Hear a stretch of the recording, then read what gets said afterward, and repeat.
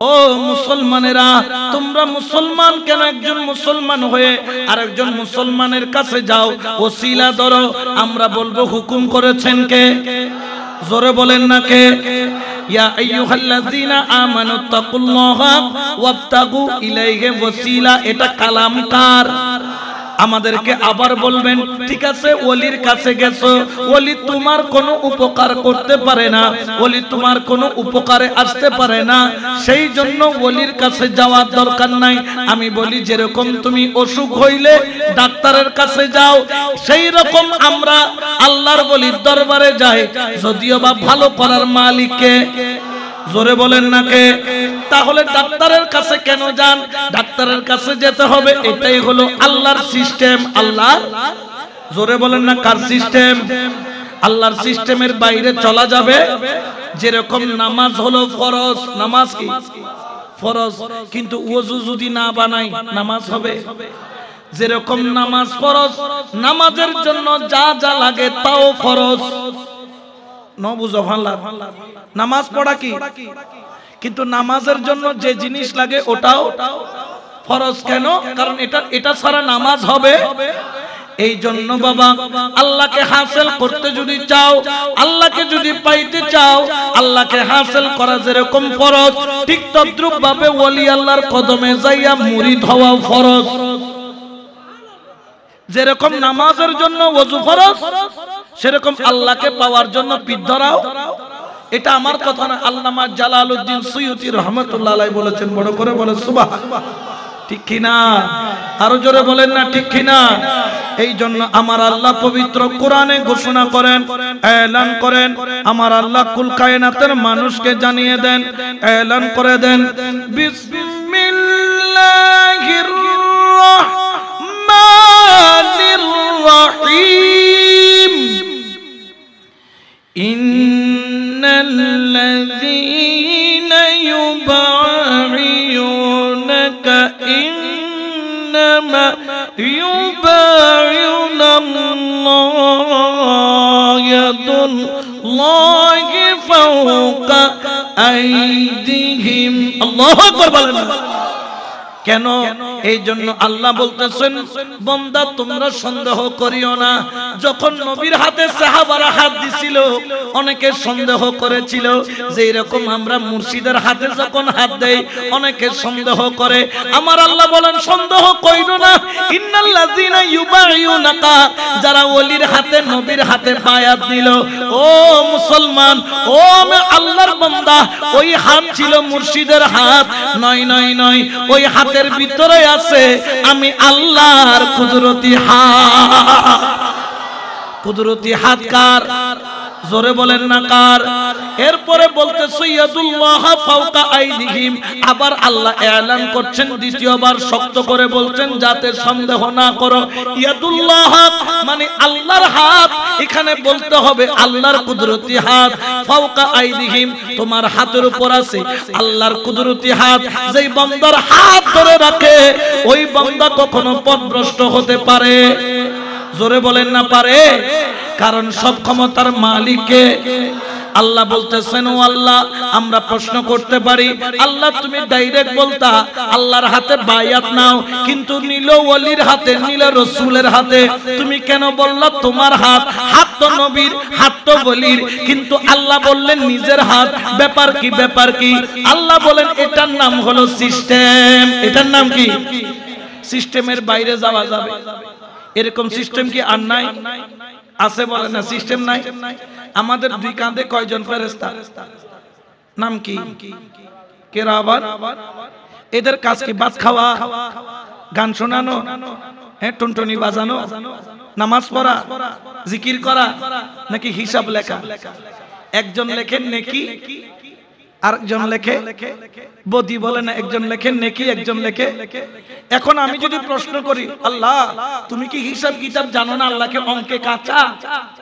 হ্যাঁ, আল্লাহ অঙ্ক জানেন না? জোরে বলেন না। কুল্লি শাইইন কাদির কে তো দুইজন ফেরেশতা কেন দিলেন? এই আল্লাহ আপনি কি অঙ্কে কাঁচা? আল্লাহ বলেন না। তাহলে হিসাব রাখার জন্য দুই ফেরেশতা কেন দিলেন? আল্লাহ বলেন এটার নাম হলো সিস্টেম। এটার নাম কি? এটার দ্বারা কি আল্লাহর সম্মান কমে গেছে? আল্লাহর সম্মান বাড়েও নাই, আল্লাহর সম্মান ঠিক কি না? যেমন ধরেন কবরের মধ্যেও দুইজন কি আসবে, নাম কি? মুনকির নাকির বলে না, মুনকির বসাইয়া প্রশ্ন করবে কয়টা? ফাঁস করলে ফাঁস, নইলে সর্ব দিবে মোটা মোটা, ঠিক কিনা? জোরে বলেন না ঠিক কিনা? এখন যদি প্রশ্ন করি, যদি পাস করে পাস, না হলে সর্বনাশ। পাস করলে মাথার মধ্যে হাত বোলাইয়া বলবে সাব্বাস। কিন্তু মাওলারে আমি জান্নাতি নাকি জাহান্নামী তুমি তো জানো, তারপরেও দুইজন ফেরেশতা কেন কবরে পাঠাও? ডাইরেক্ট জান্নাতি বলে দিলে তো হয়ে যায়, ডাইরেক্ট জাহান্নামী বলে দিলে তো হয়ে যায়। এখানে আবার মুনকির নকিরের ওসিলা দেওয়ার কি দরকার? কিরামান কাতিবিনের ওসিলা দেওয়ার কি দরকার? আল্লাহ বুঝাইতে চাইলেন এটার নাম হলো সিস্টেম, ঠিক কি না? এটা সিস্টেম কার? এখন আল্লাহ যে হজ্জ করে গো, আল্লাহ সিস্টেম দিয়ে কার? বাংলাদেশ সরকারের সিস্টেম আছে না, রোড একটা ডান দিকের রোড, একটা বাম, 1 বাই 1 গাড়ি চলবে সবসময় কোন পাশেরটা? হ্যাঁ, ডান পাশেরটা। এখন এটাও রোড, এটাও রোড, আপনি যদি বাম পাশে গাড়ি চালান মামলা হবে কিনা? কিরে পুলিশ ভাই মামলা কেন দিলেন? এটাও রোড, এটাও, দুটোটাই তো রোড। বলে আপনি সিস্টেম কি করেছেন? লঙ্ঘন করছেন, ভঙ্গ করছেন, 5000 টাকা আপনাকে কি দিতে হবে? জরিমানা। আরে রোড তো, বলে না সিস্টেম মানতে হবে। আল্লাহ বলেন সিস্টেম মানতে হবে, না হলে জরিমানা আছে কি নাই? জোরে বলেন না আছে কি নাই? আচ্ছা কিয়ামতের মালিক কে? আল্লাহর হুকুম ছাড়া গাছের পাতাও। এখানে ইসরাফিল আলাইহিস সালাম যতক্ষণ সিংহায় ফু দিবেন না ততক্ষণ নাকি কিয়ামত হবে। ও আল্লাহ তুমি কি কিয়ামত ঘটাইতে পারো না? আল্লাহ বলেন পারি।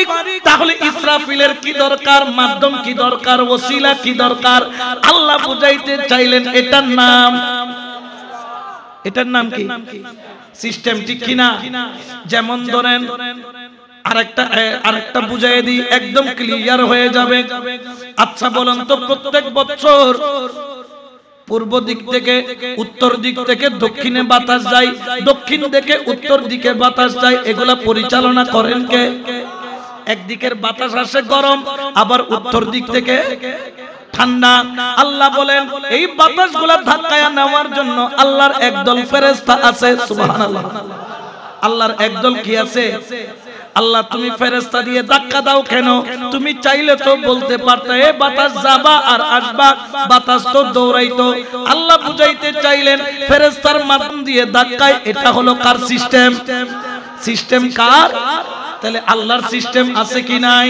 এখন কথা ক্লিয়ার হয়ে যাবে, বুঝে চলে আসবে। কেউ যদি বলে আপনি ঠান্ডা আলীশার দরবারে কেন গেলেন, পীরের দরবারে কেন গেলেন, আপনিও বলবেন এটা সিস্টেম কার? জোরে বলেন না কার? বললেন কে বলেছে সিস্টেম আল্লাহর? এটার দলিল কি? আপনি সঙ্গে সঙ্গে বলবেন ইয়া আইয়ুহাল্লাযীনা আমানু তাকুল্লাহা ওয়াবতাগু ইলাইহি ওয়াসিলা। সিস্টেম করে দিয়েছেন কে? এটার বাইরে যাওয়া যাবে? এখন আপনাকে বলবেন উনি তো মরা, ওনার কোনো ক্ষমতা নাই। আমি বলবো কে বলছে মরা? বলে উনি না মারা গেছেন। আমি বলবো না না, আসলে তুই মরা, কারণ তোর কলব মরা। তুই জিন্দা থাকতেও মরা, মরার পরেও মরা। আমার ঠান্ডা আলীশা জিন্দা, কারণ জিন্দা রেখেছেন কে? আরো জোরে বলেন না কে? ফাআহইয়াইনাহু, আল্লাহ জিন্দা করে দিয়েছেন। শুধু তাই নয়, ওয়াজআলনা লাহু নূর, একটা নূর দিয়েছেন। ওই নূর না থাকলে ইনি এখানে আসতেন না, আপনি এখানে আসতেন না, কেউ এখানে আসতো না। এই নূরের চাহনির কারণে, এই নূরের ফোকাসের কারণে সবাই ওলি আল্লাহর দরবারে আসে, ঠিক কিনা? আরো জোরে বলেন না ঠিক কিনা? ওই নূর পাই বিদায় তো এখানে আসি। নূর যদি না পাইতাম এখানে সরো আসতো না, ঠিক কিনা? এই জন্য আশিক বলেন আমি তোমারে ছিলাম, তোমারে আসি, তোমারে থাকিব। আমি তোমারে ছিলাম, তোমারে আসি, তোমারে থাকিব। গৌসুল আজম বলে বলে আমি গৌসুল আজম বলে বলে জীবন কাটাবো আমি তোমার ছিলাম তোমার আছি তোমার থাকিব আমি তোমার ছিলাম তোমার আছি তোমার থাকিব গৌসুল আজম বলে বলে জীবন কাটাবো আমি রহমান মাওলা বলে বলে জীবন কাটাবো সালাত দুনিয়া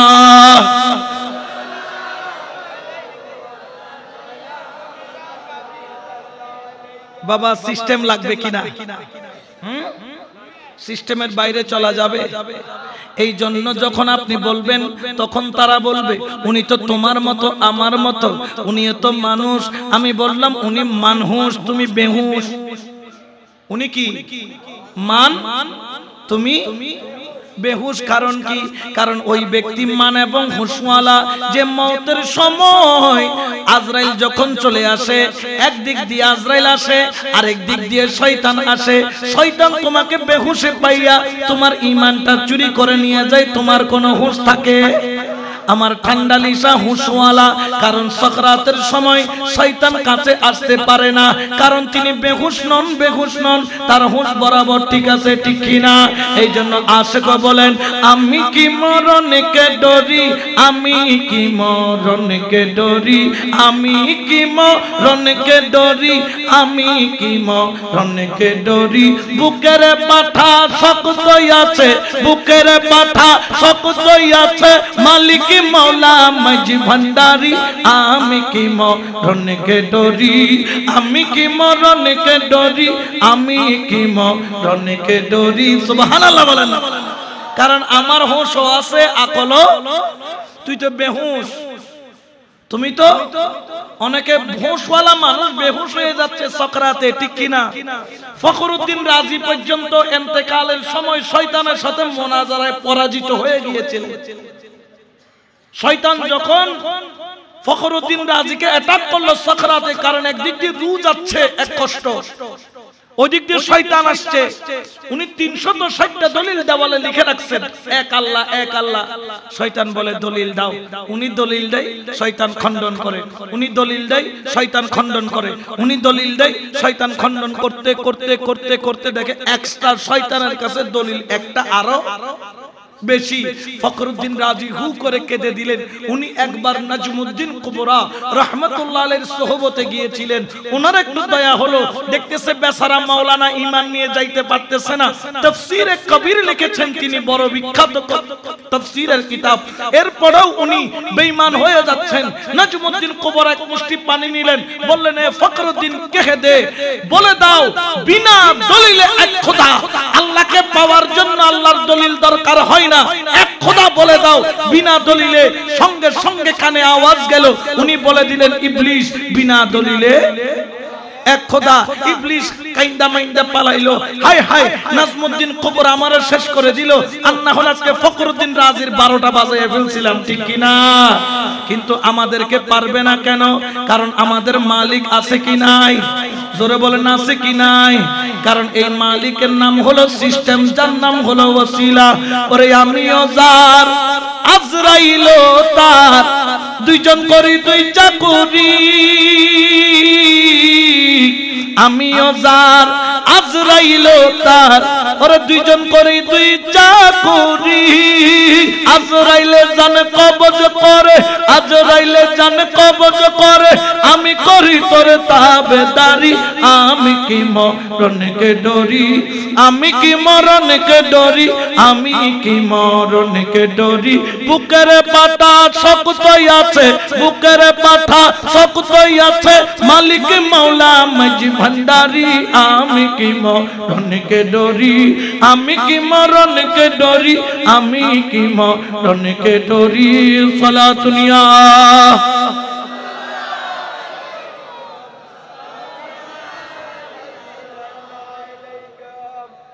তাহলে সিস্টেম লাগবে কি লাগবে না এই সিস্টেমের নাম কি ওলি আল্লাহ বলে না ওলি যেরকম নামাজ কবুলিয়তের জন্য ওযু করা ফরজ আল্লাহকে পাওয়ার জন্য পিঠ ধরা ফরজ হল ডলার হল পিঠ ধরা তো ফিন্নদরি মসজিদের বারান্দায় বারান্দায় গুরুত্ব হতুন আছে না গাঁটি লইলে হতনে মসজিদের বারান্দা হতনে মসজিদ কিরে ও দাদা কিচ্ছা লাগবে তো কত খোদা তো দি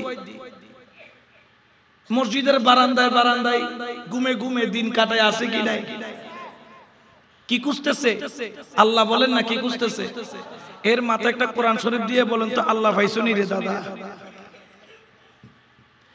যৌবন চলে গেল সে এখন আল্লাহ আব্দুল গনি কাঞ্চনপুরীকে ওয়াহাবির আটকায়া ফেলে হে আব্দুল গনি তুমি মাইজমান্ডার কেন যাও তুমি আমাদের বড় আলেম ছিলা এখানে যাইয়া তো কোনো কাজ নাই যাইও না যাইও না যাইও না তিনি বলছেন কেন যাব না বলে না না আপনি গেলে আমাদের লস হবে আপনি গেলে আমাদের ক্ষতি হবে আব্দুল গনি কাঞ্চনপুরী রহমাতুল্লাহ আলাইহি বলেন গাধা আমি কেন যাই জানো আমি খোদার দরবারে খোদা তালাশ করতে যাই বড় করে বলেন না সুবহান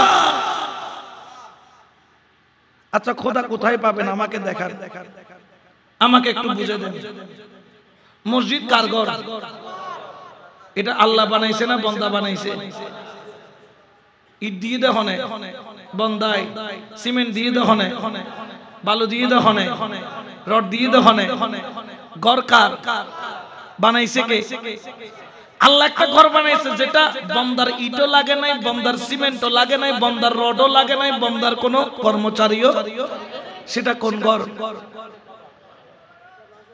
কলবের ঘর বড় করে বলেন না সুবহানাল্লাহ কি ঘর জোরে বলেন না কি ঘর এই জন্য আল্লাহ বলতেছেন মসজিদ আমার ঘর তবে সেখানে আমার একটা ঘর একজন মানুষের ৫-১০টা ঘর থাকতে পারে না যেমন আমার একটা ঘর আছে শহরে একটা আছে বোয়ালখালীতে একটা আছে ঢাকায় ধরেন বাবা জানেন এই খানকা আছেন 10টা এগুলো সব ওনার না তো উনি চাইলে যে কোনোটাতে থাকতে পারেন না কোনটাতে কম্পালসরি কোনটাতে থাকে বলে দরবারের ঘরে থাকি সব সময় কোথায় থাকে দরবারের ঘরে তো আল্লাহ বলছেন কম্পালসরি একটা ঘরে গেলে আমাকে পাবা সেটা হলো কুলুবুল মুমিনিনা আরশে আল্লাহ সেই ঘরের নাম হলো আল্লাহর ওলির কলব আল্লাহর ওলির কলব সুবহানাল্লাহ বলেন এই জন্য নবী বলেছেন মান আরাফা নাফসাহু ফাকাত আরাফা রাব্বাহু যে নিজেকে চিনেছে সে খোদাকে চিনেছে যে নিজেকে চিনে নাই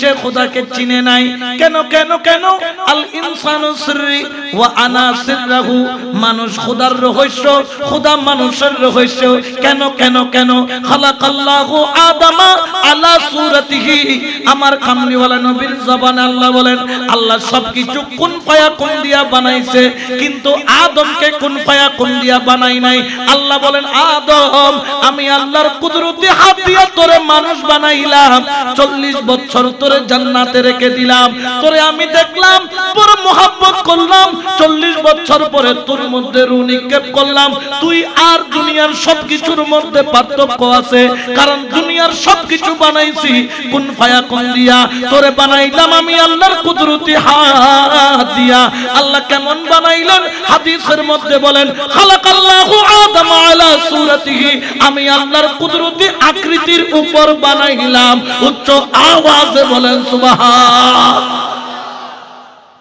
এই জন্য আল্লাহর ঘর হচ্ছে মুমিনের কলবখানা মুমিনের এই জন্য আল্লাহ যত নিয়ামত দিয়েছেন নিয়ামতের জায়গায় ইয়া আইয়ুহাল্লাযিনা আমানু আমানু আমানু ইয়া আইয়ুহাল মুসলিমুন বলেন নাই এই জন্য বাবা যদি মুমিন হতে চাও আরেকজন মুমিনের কাছে যাও মুসলমান থেকে মুমিন হতে গেলে ওয়াকুনু মা'আস সাদিকিন ওলি আল্লাহর দরবারে যাও